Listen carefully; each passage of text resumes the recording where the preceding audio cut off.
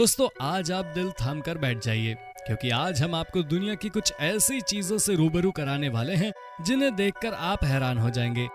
जहां आज साइंस और टेक्नोलॉजी इतनी एडवांस हो चुकी है कि आए दिन नई नई तकनीकों का आविष्कार हो रहा है, तो वहीं ऐसी मशीनों का भी आविष्कार हुआ है जिससे पशुपालन जैसा मेहनत भरा काम करना भी अब आसान हो गया है। जी हाँ दोस्तों, जिससे समय की बचत तो होगी ही, साथ ही मेहनत की भी बचत होगी। इसलिए आज की हमारी ये वीडियो बहुत ही हेल्पफुल और इंटरेस्टिंग होने वाली है, क्योंकि आज हम आपको दुनिया की कुछ ऐसी मशीनों को दिखाने वाले हैं जो किसानों के लिए पशुपालन करने में बहुत ही लाभदायक सिद्ध हो सकती है।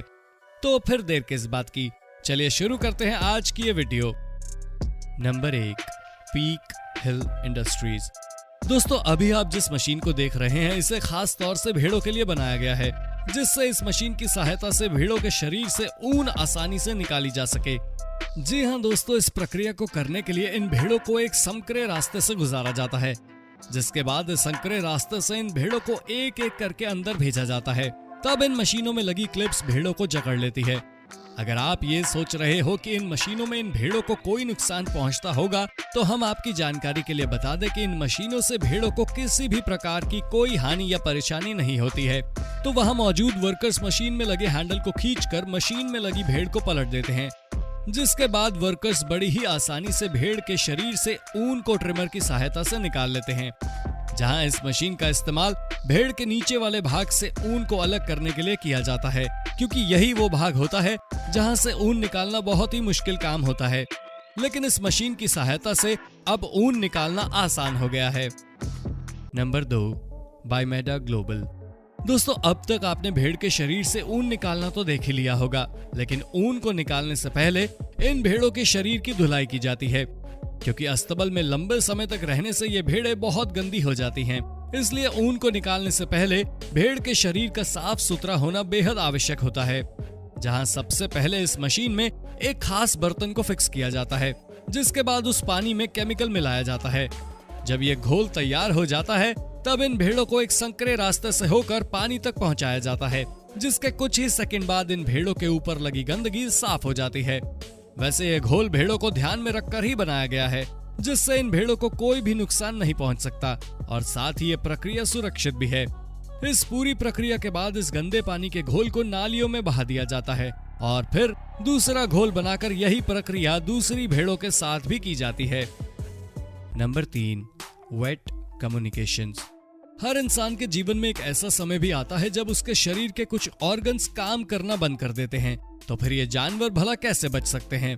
तो इस वीडियो में जरा इस भैंस को देखिए, जहां इस भैंस के दांतों के ऊपर एक प्लास्टिक का कवर चढ़ाया जा रहा है, क्योंकि लंबे समय तक चारा चबाने के कारण इनके दांतों में भी खराबी आना शुरू हो जाती है, जिसकी वजह से ये जीव लंबे समय तक जीवित नहीं रह पाते।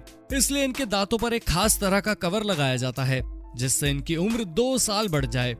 इनके दांतों में इस प्लास्टिक कवर को फिक्स करने के लिए भैंसों को एक मशीन में डाला जाता है, जिसके बाद उनके मुंह को खोलकर भैंस के दांतों में प्लास्टिक का कवर फिक्स करने में वर्कर्स जुट जाते हैं। इस कवर को दांत में फिक्स करने के लिए एक खास तरह के पेस्ट का इस्तेमाल किया जाता है, जो गाय के लिए पूरी तरह से सुरक्षित होता है। Number 4, Hatfield manufacturing.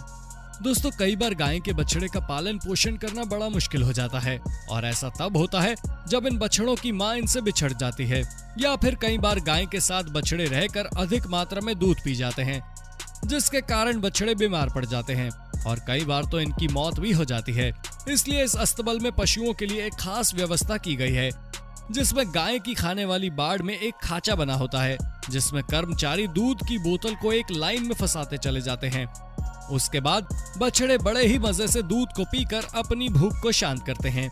इन्हें बराबर और नियंत्रित मात्रा में दूध तो मिलता ही है, साथ ही कुछ और भी न्यूट्रिशन बछड़ों को प्राप्त होते हैं, जिससे बछड़े बीमार नहीं पड़ते। Number 5, Hartmann GmbH। दोस्तों जैसा कि हम सभी जानते हैं कि हम भारतीयों की तरह पशुओं की देखभाल तो कोई भी नहीं कर सकता, लेकिन अगर बात करें बाहर के देशों में इन पशुओं की, तो वहाँ इन पशुओं की देखभाल और रख रखाव के लिए मजदूरों का मिलना बहुत मुश्किल होता है, क्योंकि वहाँ के लोगों को पशुपालन का काम करना बिल्कुल भी पसंद नहीं होता। और तब इन पशुओं की देखभाल के लिए इस तरह की रोबोटिक मशीन का इस्तेमाल किया गया, जिसे आप इस वीडियो में देख ही सकते हैं। कि इस खास रोबोटिक मशीन के छत पर लगे रैंप पर चलते हुए चारे को पशुओं के मुंह के आगे डालती जाती है। एक बार इस मशीन के मुख्य भाग में कारीगर सूखी घास को डालने के बाद ये मशीन बड़ी कुशलता के साथ इस चारे को बारीकी से काटकर अस्तबल में बंधे पशुओं के मुंह के आगे डालती जाती है। ये मशीन अस्तबल के अंदर किसी भी एंगल पर घुमाई जा सकती है, चाहे जगह छोटी हो या फिर दीवार ऊंची ही क्यों ना हो। अस्तबल में पशुओं के पास पहुंचकर उसके मुंह के आगे ये मशीन चारा डाल सकती है। इस मशीन के आगे वाले भाग को अपनी सुविधा के अनुसार छोटा या बड़ा भी किया जा सकता है। ये मशीन बड़े बड़े फार्म में अधिक संख्या में जानवरों की देखभाल के लिए बहुत ही सहायक सिद्ध होती है। नंबर 6, पातुरा। दोस्तों वैसे तो ये भेड़ें घास फूस और फूल पत्तियां खाकर भी अपना पेट भर लेती हैं, लेकिन इन्हें समय समय पर और पोषक तत्व देने की भी आवश्यकता होती है ताकि वो स्वस्थ एवं तंदुरुस्त बनी रहें।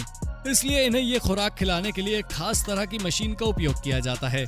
इस मशीन के अंदर पोषक पदार्थों को डालकर भेड़ों को खिलाया जाता है, जिसके बाद इस मशीन को मैदान में ले जाया जाता है और भेड़ें अपने आप इस मशीन की ओर खिंची चली आती हैं, क्योंकि वो जानती हैं कि ये मशीन उनके लिए ही लाई जा रही है। इस मशीन में पोषक पदार्थों को ऊपर से डाला जाता है, उसके बाद नीचे लगी रॉड को धीरे धीरे खोला जाता है, जिससे मशीन में भेड़ें अपना मुंह घुसा सकें और अपना चारा खा सकें। इस मशीन में 24 भेड़ें एक साथ चारा खा सकती हैं, वो भी बिना किसी परेशानी और धक्का मुक्की के। नंबर 7, फार्म क्विप अर्जेंटीना। दोस्तों क्या आप लोगों को भी यही लगता है कि इतने सारे पशुओं की देखभाल कोई एक व्यक्ति कर सकता है?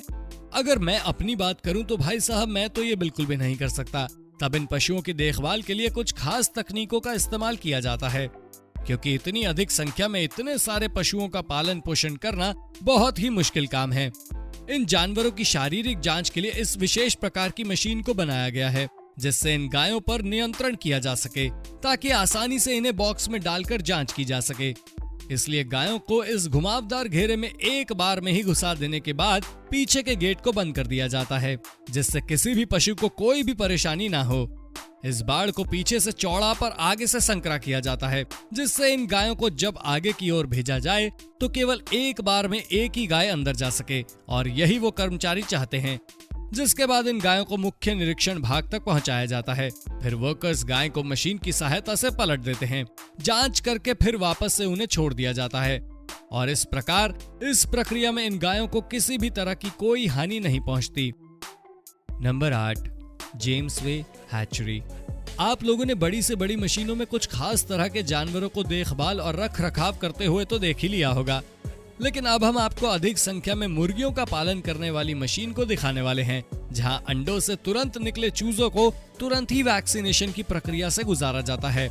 जहां इस फैक्ट्री में इस काम को आसान करने के लिए आधुनिक मशीनों का इस्तेमाल किया गया है।